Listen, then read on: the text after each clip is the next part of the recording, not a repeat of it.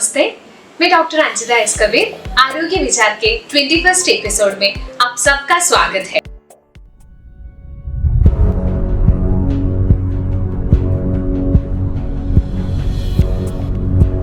श्री बाबू सिंह जय Singh Ayurveda PG medical college द्वारा प्रस्तुत ये कार्यक्रम आप सबके जागरूकता के लिए ही बनाया गया है।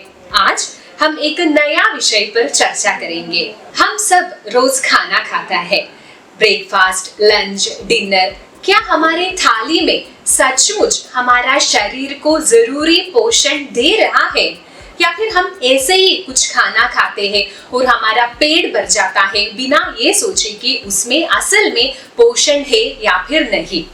आज हम जब हमारे चारों तरफ देखता है, हमारे बच्चों को देखता है, तो कई बच्चे दुबले पतले होते हैं तो कई बच्चे ज्यादा मोटा होता है। हमारा नौजवान कामकाजी लोगों को देखता है तो वो अपने काम में इतना बिजी होता है कि उनको खाना बनाने का टाइम नहीं मिलता, वो अच्छे से खाना नहीं खाता है और जंक फूड, फास्ट फूड इसी में निर्भर होता है। तो इसका नतीजा क्या है? थकान, बार बार बीमार पड़ना, बच्चों में कमजोर विकास, रोग प्रतिरोधक क्षमता की कमी। तो ये सब के कारण एक ही है, वो है पोषण।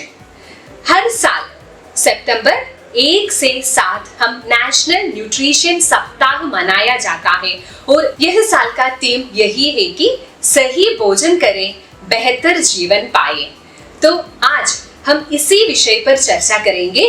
क्या ये सही भोजन कितना जरूरी है हमारे शरीर के लिए? तो आज हमारे साथ इस चर्चा में है doctor Supriti Patnaik, associate professor, Swasthavritta department, Shri Babu Jai Singh Ayurveda PG medical college. Madam, आपको इस ब्रॉडकास्ट में हार्दिक स्वागत है। मैडम, तो पहले सवाल हमें ये बता दीजिए, ये बैलेंस्ड डाइट क्या होता है? ये बैलेंस डाइट मतलब जो खाना हम खाते हैं हमारे शरीर के लिए कितनी ज़रूरत है, कितनी मात्रा में ज़रूरत है, उसी मात्रा में हमें लेना है। तो जैसे अलग अलग टाइप के खाने होते हैं, जैसे खाने का काम भी अलग खाना लेते हैं, उसका काम भी हमारे शरीर में अलग टाइप का होता है। जैसे कार्बोहाइड्रेट जो होता है कि चावल, रोटी, इस सब में होता है, ये हमें काम करने के लिए शक्ति प्रदान करता है। और प्रोटीन होता है, जैसे दाल हो गया, दूध हो गया, मांस मछली अगर जो लोग खाते हैं तो उसमें क्या होता है, हमारा जो उसे शरीर पोषक तत्व कहते हैं। जो हमारा बच्चे होते हैं उनके शरीर की बुद्धि होती है, और जो बड़े लोग होते हैं उनके भी कुछ डेली में कुछ टिश्यू नष्ट होते हैं, कुछ नए बनते हैं, तो उसके लिए प्रोटीन चाहिए। और जैसे विटामिन्स, मिनरल्स होते हैं जो ज़्यादातर फल सब्जियों में मिलते हैं। और दूध, उससे क्या होता है, जो हमारा बॉडी का, जो हमारे शरीर का रोग प्रतिरोधक शक्ति वो सब बढ़ता है, हमें बीमारी से बचाव मिलती है। तो संतुलित आहार या फिर बैलेंस डाइट का मतलब है जितने भी खाने हैं हमें सबको मिला के और जितनी मात्रा में जिसको लेना है। ऐसा नहीं कि हमने कार्बोहाइड्रेट ज़्यादा ले लिया, विटामिन्स मिनरल्स बिल्कुल नहीं लिया, तो ऐसा नहीं, उसको संतुलित आहार कहा जाता है। उसमें बताया गया कि हमें खाने में जितना भी हम लेते हैं, जो 60 से 70% हमें कार्बोहाइड्रेट लेना है। जैसे चावल, रोटी हमारे खाने में डेली होना चाहिए, उससे थोड़ा दाल, फिर उससे ऊपर आता है जो कि फल सब्जियां जिसमें विटामिन्स, मिनरल्स ये सब होते हैं, उससे थोड़ा कम लेना है, जो कि दूध हो गया, मांस मछली या फिर जो पनीर जो लोग खाते हैं ऐसे। और सबसे कम हमें लेना चाहिए जो तेल जात। ऐसा लोग बोलते हैं कि तेल बिल्कुल नहीं खाना है, लेकिन तेल भी जरूरी है, लेकिन कम मात्रा में जरूरी है। तो जो चीज़ें हमें जितनी मात्रा में ज़रूरत है उसी मात्रा में लेना। और वो हर उम्र के हिसाब से, हर शरीर कौन ज़्यादा मेहनत करता है, कौन बैठ के काम करता है, जैसे प्रेगनेंसी हो गया, बच्चे को दूध पिलाने वाली माँ, उनके लिए सबके लिए अलग अलग क्वांटिटी होती है। उसी हिसाब से प्रॉपर लेंगे तो कोई बीमारी नहीं होगी और बीमारी से बचाव भी हमें होगा। इसे कहते हैं संतुलित आहार या फिर बैलेंस डाइट। ओके मैडम, तो मैडम ने यही बोला है कि सही पोषण उम्र के साथ हमें खाना चाहिए। तो मैडम, आजकल लोग बहुत डाइट्स फॉलो कर रहे हैं, जैसे कि keto diet, vegan diet, high protein diet. क्या ये सभी डाइट हमारे सेहत के लिए सही है? ये डाइट तो सबके लिए सही नहीं है, क्योंकि जो हमारा डाइट है, जैसे हमारे डाइट में जैसे मैंने कहा बैलेंस डाइट में हर चीज़ होना चाहिए। जो हेल्दी पर्सन के लिए, वो जो स्वस्थ हैं उनके लिए वो अच्छा है। ये जो कीटो डाइट, वेगन डाइट, ये बनाया गया कुछ लोगों के लिए, जिनमें कुछ लोगों की जैसे एलर्जी होती है कुछ चीज़ों से, या फिर कुछ बीमारी है, तो उनके लिए ये बनाया गया है। जो स्वस्थ हैं उनके लिए ऐसी डाइट करेंगे तो आगे वो बीमार होंगे, फिर उनको संतुलित आहार नहीं मिलेगा। तो ऐसा सही है हमें कि सारा आहार हमें बचपन से ही आदत डालनी है कि सारा खाना, जैसे हमारे प्लेट में चावल हो, रोटी हो, दाल हो और हरी सब्जियां, फल और जो ये सारे चीज़ें मौजूद हो। लेकिन जो कीटो डाइट जिसमें बोला जाता है कि कार्बोहाइड्रेट नहीं खाना है, वेगन डाइट जिसमें दूध भी नहीं लेते हैं, तो उससे क्या होता है, कुछ पोषक तत्वों की कमी हो जाती है और वो आगे जाके बीमार होते हैं। तो ये जो डाइट कहा गया है वो कुछ बीमार लोगों के लिए कहा गया है, जिनको वो मना किया गया, सबके लिए ये ठीक नहीं है। ओके मैडम, ये पोषण की कमी की वजह से क्या क्या बीमारियां हमें आने की चांसेस है मैडम? जैसे खाने पोषण की कमी की वजह से बीमारी होती है, वैसे ही अगर ज़्यादा लेते हैं, जितना ज़रूरत है उससे ज़्यादा लेते हैं, जैसे आजकल ज़्यादा बीमारी देखी जाती है मोटापा, और मोटापा जैसे आगे सारी बीमारी, डायबिटीज़ हो गया, ब्लड प्रेशर हो गया, हार्ट डिजीज, ये सब के कारण यही होते हैं। तो सही से अगर हम पोषण ना लें, चाहे कम हो या ज़्यादा हो, कम हो तो बीमारियाँ होगी, ज़्यादा भी लेते हैं तो भी बीमारियाँ होगी। तो हमें सही मात्रा में सही पोषण लेना है। जैसे हम भारत की बात करें तो ज़्यादातर पोषण की कमी में बच्चों में देखी जाती है, जो उनमें क्या माँओं को पता नहीं होती है कि उन्हें कितनी मात्रा में कौन सी चीज़ खिलानी है, तो सिर्फ कार्बोहाइड्रेट खिलाते रहते हैं और न्यूट्रिएंट, उनके विटामिन की कमी हो जाती है। तो उन्हें भी बच्चे जब खाना शुरू करें 6 महीने तक तो उन्हें माँ का दूध ही देना चाहिए, और उसके बाद 6 महीने से उन्हें धीरे धीरे जो पतली जैसे खीर बनाए या फिर खिचड़ी बनाए, जो धीरे धीरे फिर बच्चा 1 साल का हो जाए, फिर उसे नॉर्मल खाना जो भी हम खाते हैं सारी चीज़ें उसे आदत में डालना चाहिए, धीरे धीरे, सडनली नहीं देना चाहिए। एक ही टाइप का खाना देंगे तो उन्हें पोषण नहीं होगा और बीमारी होगा। जैसे बच्चों में उनका जिस उम्र में जो जितना हाइट होना चाहिए, वेट होना चाहिए, जो काम वो कर पाते हैं वो नहीं होता है। और बड़ों में ज़्यादातर देखी जाती है विटामिन की डेफिशिएंसी, जैसे भारत में सबसे ज़्यादा देखी जाती है एनीमिया, जो रक्तहीनता देखी जाती है, क्योंकि इंडिया में क्या है, बहुत सारे लोग वेजिटेरियन हैं, और जो हम आयरन लेते हैं वो जितने भी फल सब्जियों में है वो पूरी तरह से हमारे शरीर में उपयोग नहीं हो पाता। उसके लिए भी एक कारण है, जैसे उसके साथ हमें कुछ खट्टे फल जिसमें विटामिन सी होते हैं, जैसे नींबू हो गया, आंवला हो गया, संतरा हो गया, ये सब अगर हम लें तो जितने भी हम खाना खाते हैं वो अच्छे से हमारे शरीर में उपयोग हो पाएंगे। लेकिन वो क्या करते हैं, एक ही प्रकार का खाना खाते हैं तो एनीमिया होता है। भारत में ये सबसे ज़्यादा देखी जाती है, जो कि महिलाओं में, जो बच्चे जब उनका महीना शुरू होता है तो ब्लीडिंग होती है, प्रेगनेंसी में होती है, जो माँ बनती है, तो उनको भी बच्चे और माँ दोनों के लिए चाहिए खाना, तो उस टाइम पे ज़्यादा लें।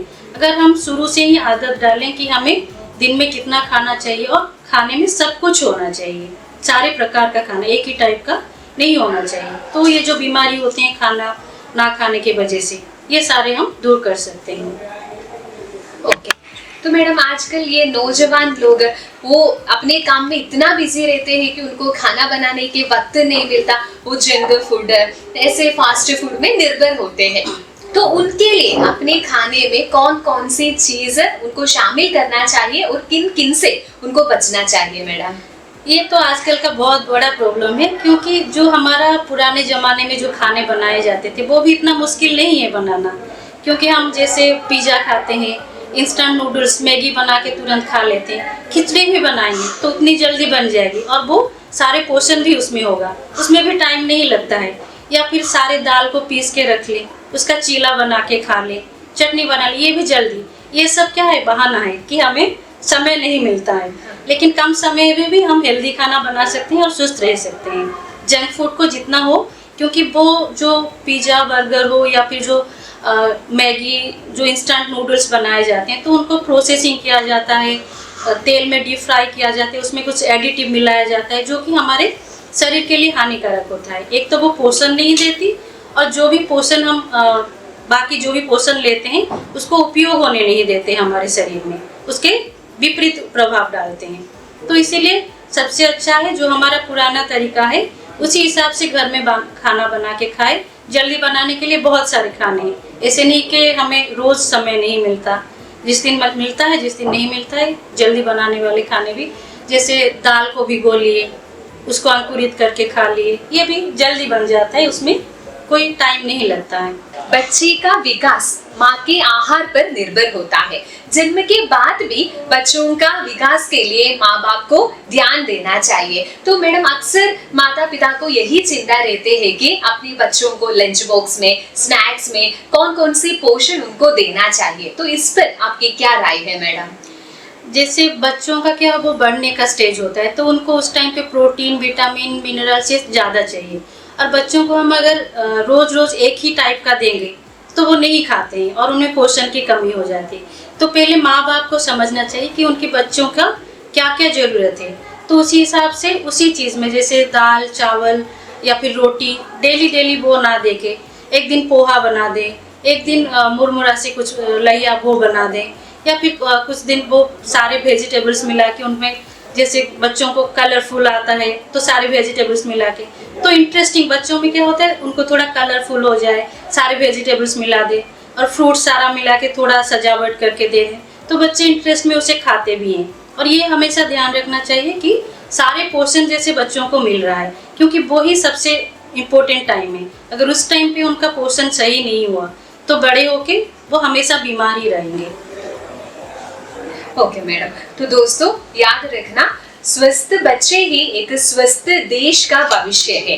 तो मैडम अंतिम सवाल, ये नेशनल न्यूट्रिशन सप्ताह में आम जनता के लिए आपकी क्या संदेश होगी?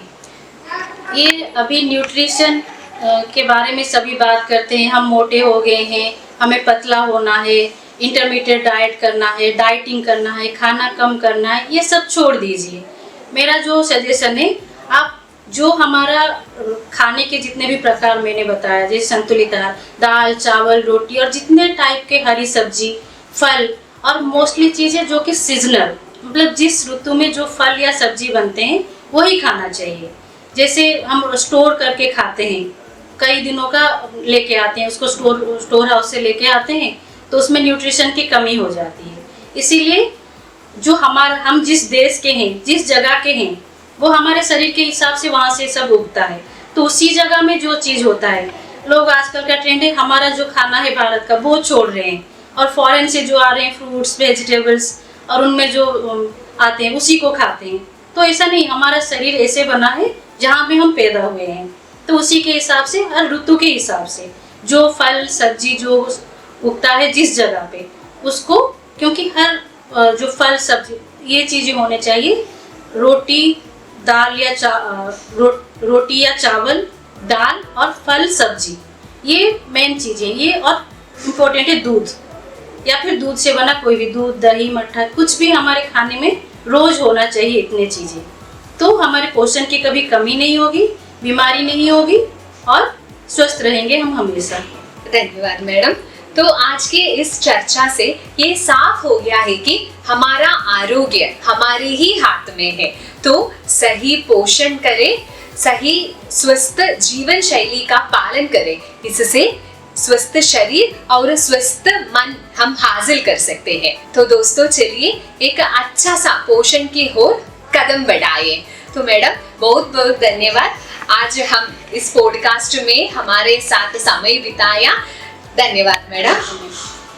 तो डॉक्टर सुप्रीति पटनायक हमारे श्री बाबू जयसिंह आयुर्वेद मेडिकल कॉलेज के स्वस्थवृत्त ओपीडी में सोमवार से शनिवार सुबह 9 से शाम 4 बजे तक मौजूद होंगी। तो आपको स्वास्थ्य संबंधित, पोषण संबंधित कुछ भी समस्या हो तो सीधा हमारे अस्पताल में आइए।